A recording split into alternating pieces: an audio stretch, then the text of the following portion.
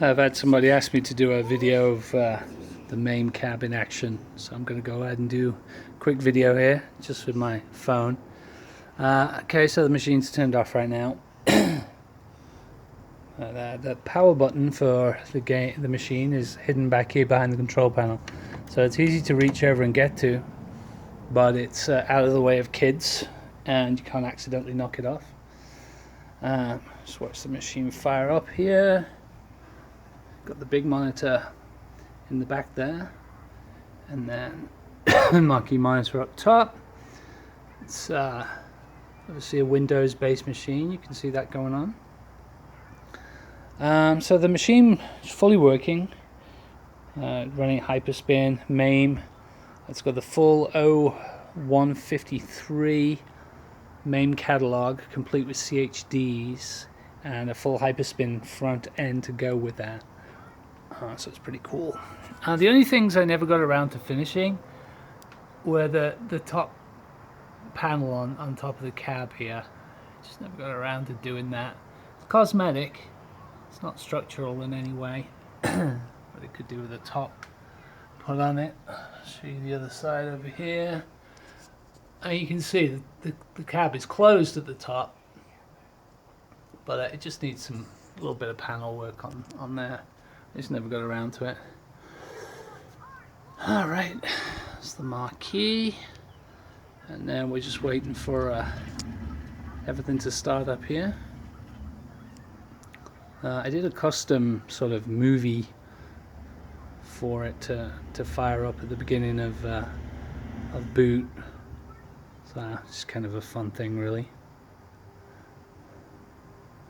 But we'll just hit the start button here to get into Hyperspin. This is Hyperspin starting up, an LED blinky. I don't know if you can see here, but you'll see that all the buttons for the players are LED. So full RGB LED, sorry. And this is the 4-player version of the original cab. So 6 and 6 for player 1 and 2 for the buttons, 4 buttons for players 3 and 4. Player 1 and 2 joysticks are servo controlled 8-way, 4-way restrictors that are fired off by the software. So depending on what game you choose, it will automatically switch the control panel restrictors to 4-way or 8-way. What else we got down here? There's the audio down here, so you can see here we can mute it pretty easy, and then can pump it up. It's got some really nice bass to it, this machine, so as far as arcade machines go, the sound's pretty damn good. Okay, so let's just go into Hyperspin. Player 1 button is the equivalent of hitting enter. I've got dedicated buttons up here: favorite, select, menu, genre. At the moment I've got it set up so we have a Daphne emulator. A fantasy adventure where you become a valiant knight. So let's choose Daphne. And then I think there's 19 Laserdisc games set up to run on this. Obviously, the most popular being Dragon's Lair. And you'll see, as I change the menus, the marquee changes dynamically as well. So let's go back up to Dragon's Lair here. Dragon's Lair, a fantasy adventure where you become let's hit player 1 button to rescue the fair princess to fire up the emulator. Excuse me.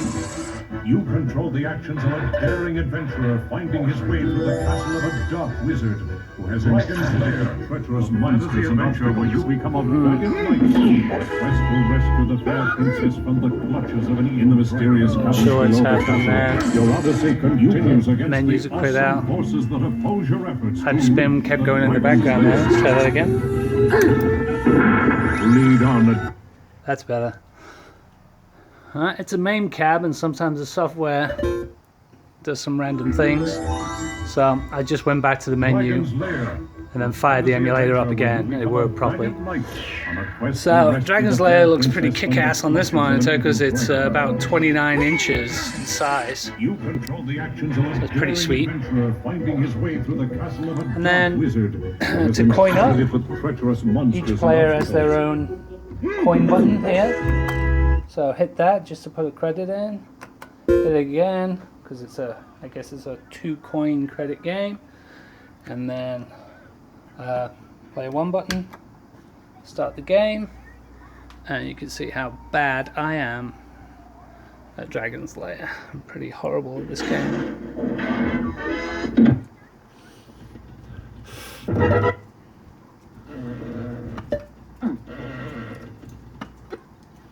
Uh-oh. So, yeah. Anyway.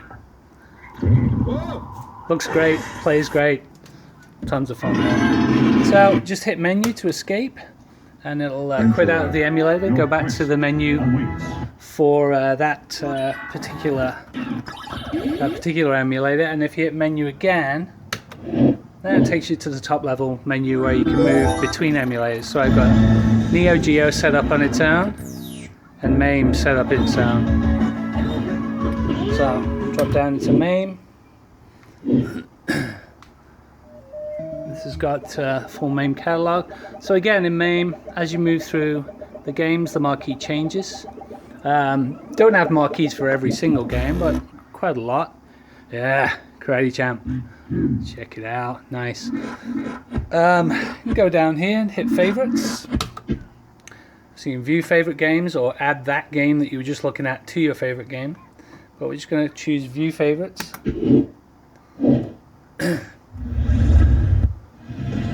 It's got a bunch of our favorite stuff lined up here. So let's go and take a look at, say, like Miss Pac-Man. One of the reasons I built the screen like this is so we can include basils as well as the actual playing area on the screen. So let's fire up Miss Pac-Man. And you'll see it come up in Mame. No nag screens. I've hacked all of that stuff out. And there you go. There's the Miss Pac-Man basil and the actual playing screen. And of course, we have the marquee at the top. And if we look in real close at this, I'll try and keep it in focus. You'll see that the basils are very sharp. But then you look at the game, we've got proper scanline effects to give you that illusion of a CRT. This is a plasma screen, so it has a glow to it that you don't get with LCD screens. So it definitely looks a lot more convincing than just a crappy LCD screen. And usually using these filters, these are software filters, they're called HLSL filters, and they're configurable. You have to learn about that stuff if you want to be able to do that. But pretty convincing. Again, so just so here's the thing I wanted to show you. Let's lift up the control panel here, and you'll see if you look down here, the restrictor plate is set to 4-way. It's got the 4-way diamond shape there, and I'm going to try. I've only got so many hands, but I'm going to try and go back to the main menu. Okay, and they can't see it move yet. I'm try and pick a game with 8-way movement, Mortal Kombat 3, and we'll fire that game up. And there you go. You see the restrictor plate to move. So now you can see the restrictor plates at an 8-way setting for the 8-way game. And if I quit back out of that game, it goes back again. So that's pretty seriously cool. And there's the back of the control panel. All good stuff. Okay. If we select, I'm going to select Mortal Kombat 3 again here to fire up, because I want you to see the keys. Now this is a software thing, but you'll see that the keys for the game have lit up just for player 1 and player 2. Nothing is lit up for 3 and 4 because obviously it's a 2-player game. So I'll go back to the menu here and I'll choose a game. Let me choose something like Turtles. Okay, and you'll see if I fire this game up, let's wait for it to start.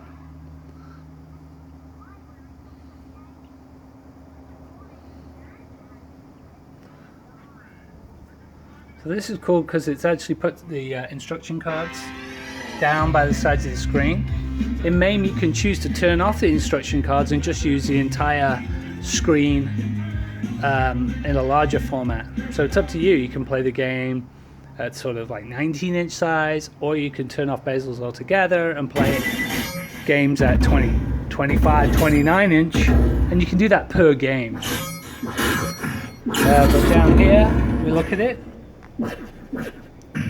We have our buttons, just one and player 1, the number 1 and number 2 button lit up for each player on the control panel, because it's a 4-player game. So that's how that works. And hit menu again, back out, and that's pretty much it. Scroll through, if I can find like a bowling game or a golden tee or something. Golden tee. Let's fire golden tee up.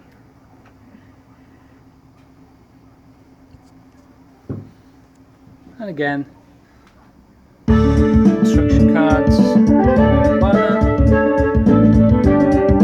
nice scan line effect, marking. Let's turn this down a little bit. Turn that down a bit. All right, so you've got the idea. That's how the whole machine works.